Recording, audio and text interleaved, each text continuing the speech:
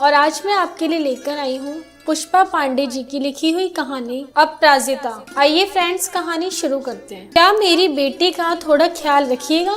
मुझे घर से कुछ सामान लेकर आना है। हाँ, जाइए, मैं ख्याल रखूंगी। मेरा बेटा बीमार था, अस्पताल में भर्ती कराना पड़ा। 2 बिस्तर वाले कैबिन में जगह मिली थी। दूसरे बिस्तर पर उस अजनबी महिला की बेटी थी। एक साथ रहना था। मैं उससे जान पहचान बढ़ाने लगी।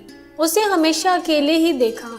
जब भी उसे घर के कुछ सामान लाना होता था तो वो बेटी को मेरी ही निगरानी में छोड़कर जाती थी। सौम्य व्यक्तित्व वाली महिला साधारण वेशभूषा में भी काफी आकर्षक लग रही थी। माथे पर छोटी सी बिंदी, गले में पतली चैन, कानों में छोटे बूंदे और हाथों में एक एक कड़ा, मुख से झड़कते मीठे बोल किसी को भी प्रभावित करने में सक्षम थे। आप अकेली हैं? हाँ, अकेली हूँ। इसके पापा नहीं है? नहीं। कहाँ गए? दौरे पर गए हैं। क्या? हाँ। एक ही बच्चा है आपको?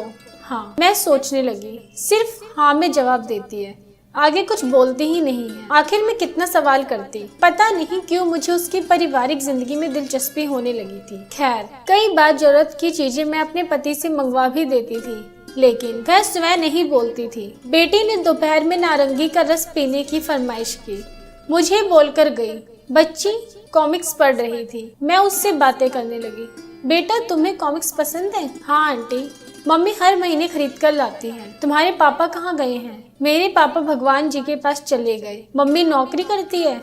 सुनकर मैं निशब्द हो गई। उस महिला को मैंने अनजाने में तकलीफ दी सोचकर सिहर गई। आत्मग्लानि से भर उठी। नजरें मिलाने की हिम्मत नहीं हो रही थी, लेकिन उसने ऐसा क्यों कहा? तभी वह नर्स के साथ हाथों में छुट्टी का पेपर लेकर आई और अपना सामान समेटने लगी। आप पोस्ट ऑफिस के पास रहती है ना? मैंने हाँ में सिर हिला दिया। मैं आपको जानती हूँ, लेकिन आप मुझे नहीं जानती हैं। आप लोगों ने मेरी बहुत मदद की, धन्यवाद। फिर कभी मुलाकात होगी तो विस्तार से बातें करेंगे। और कमरे से बाहर निकल गई। मेरे मुंह से तो शब्द ही नहीं निकल रहे थे, सिर्फ हाथ जोड़कर खड़ी रही।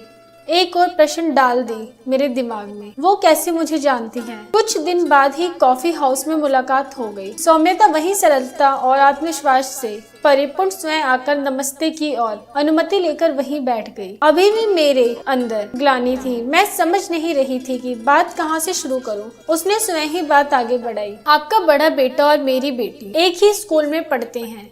मैंने आपको स्कूल में 2 बार देखा है। अच्छा, इसलिए आपने कहा था कि आप मुझे जानती हैं?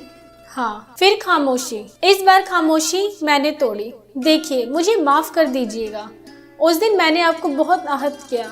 अरे नहीं, चलते समय मैंने आपकी आंखों में पश्चाताप के भाव देखे थे, लेकिन उस समय कुछ भी कहने का माहौल नहीं था।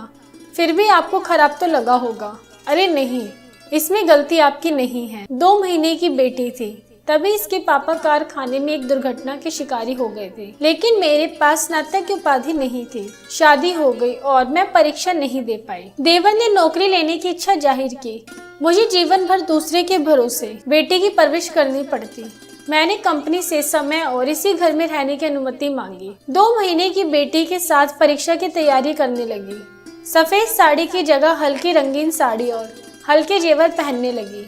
मैं नहीं समझती हूँ कि सफेद साड़ी में ही पति का प्यार दर्शाया जा सकता है। ये तो दिल का रिश्ता है। मैंने बहुत कुछ सहा और सुना है। मैं नहीं चाहती कि मुझे कोई बेचारी कहे।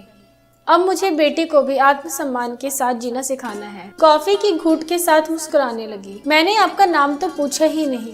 अपराजिता।